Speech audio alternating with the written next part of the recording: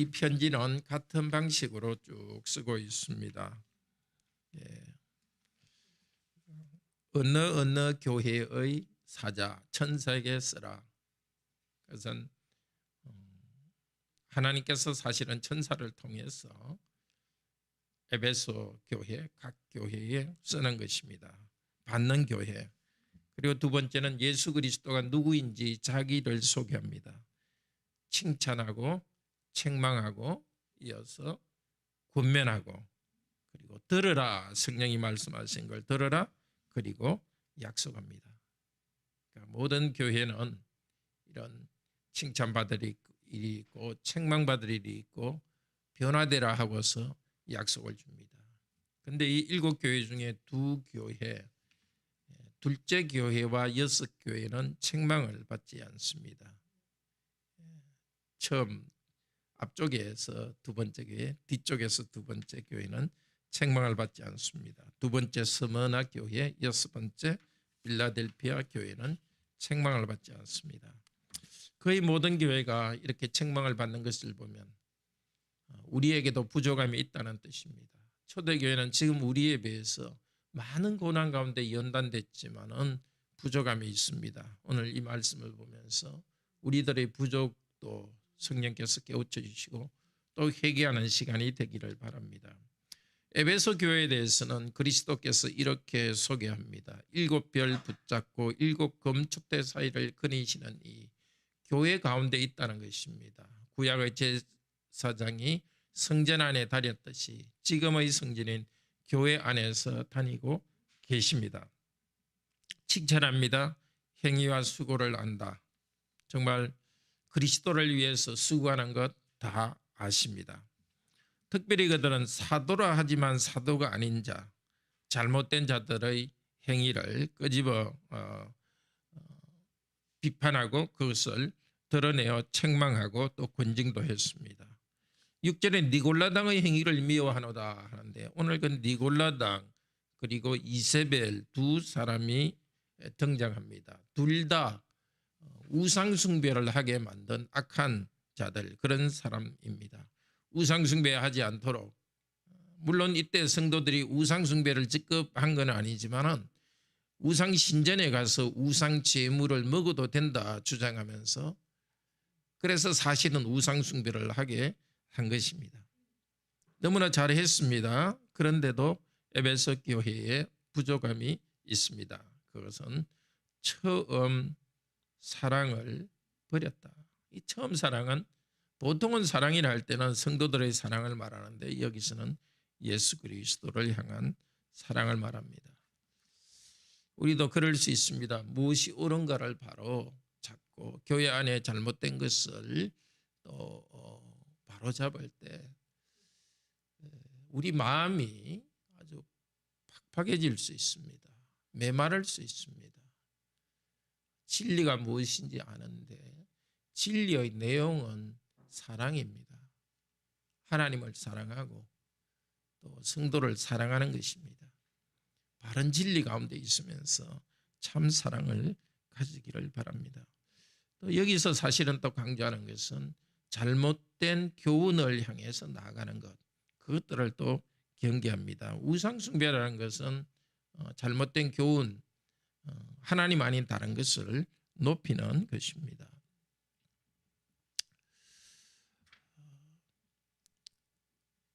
7절에 약속합니다. 회개하고 나갈 때 하나님 낙원에 있는 생명나무의 열매를 줄 것이다. 에덴 동산에서 잃어버렸던 원래 하나님께서 주시고자 했던 영생의 풍성한 열매를 주시겠다고 합니다.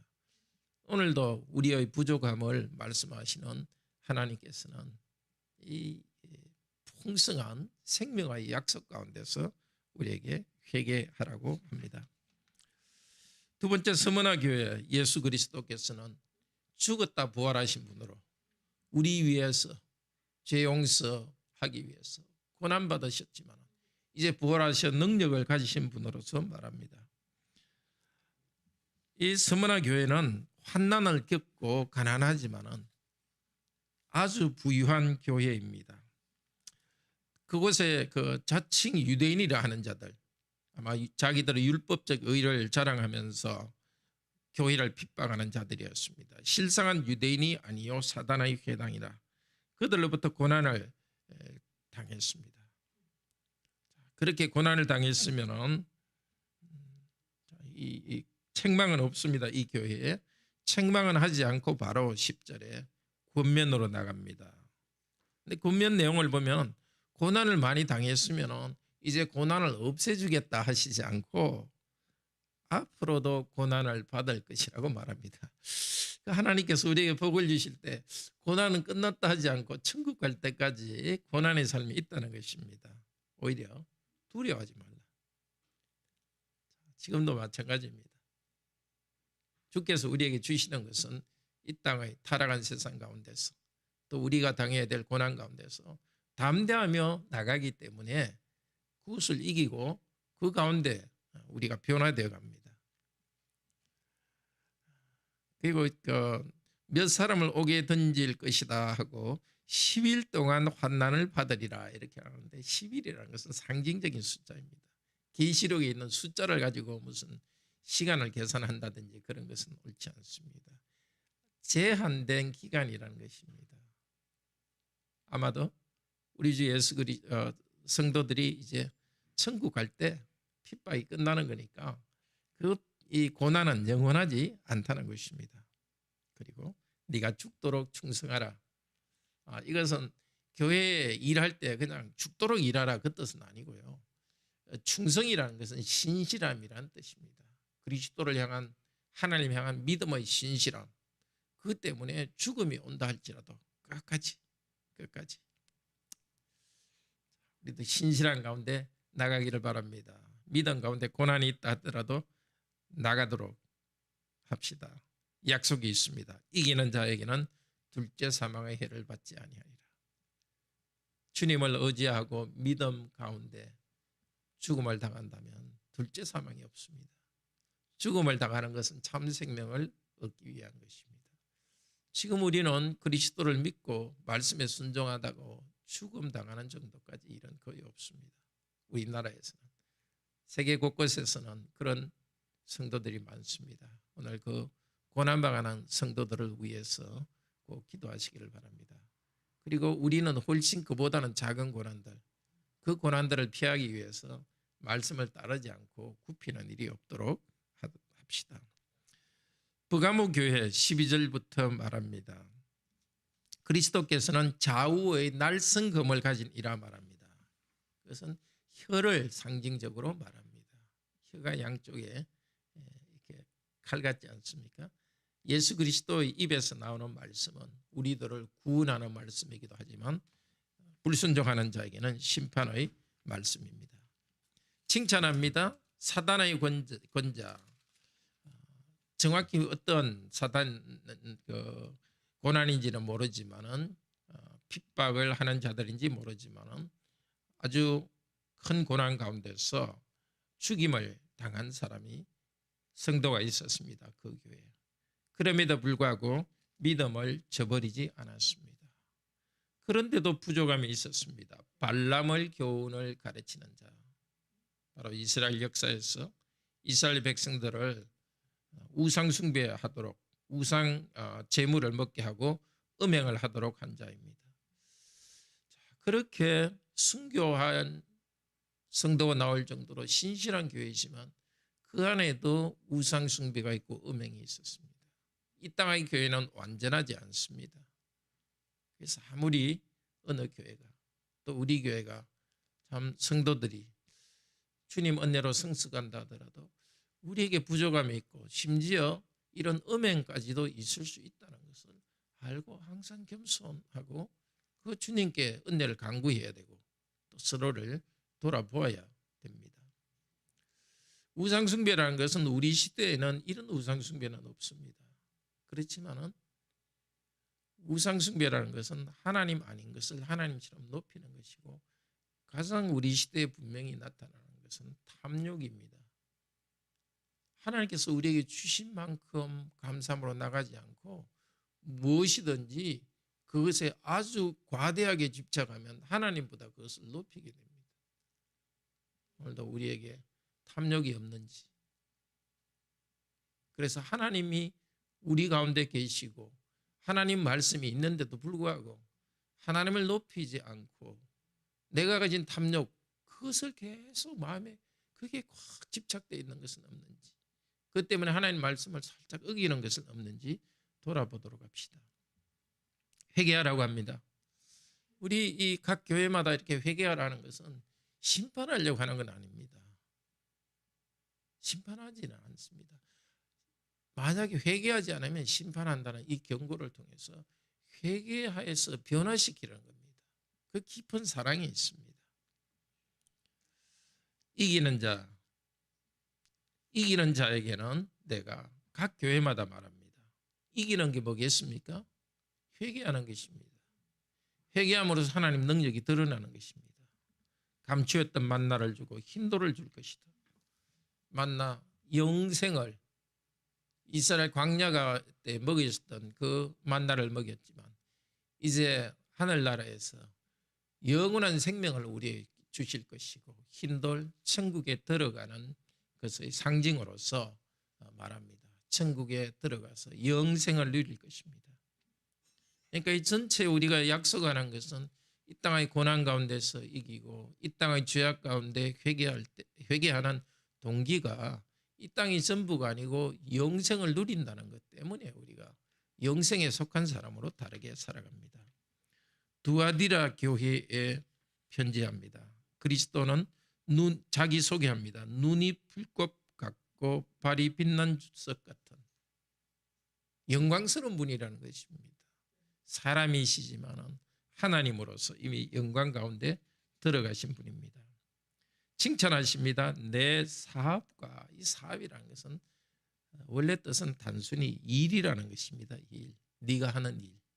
교회 여러 사업하는 것이 아니라 네가 하는 일과 사랑과 믿음과 성김과 인내. 믿음과 사랑, 인내는 내가 소망과 연결되어 있습니다. 하나님을 향한 믿음과 성도를 향한 사랑과 소망. 참 완벽할 정도로 그렇게 아주 주님을 향한 또 성도를 향한 천국 향한 소망이 있습니다. 그럼에도 불구하고 역시 우상 숭배와 음행이 있습니다. 여자 이세벨은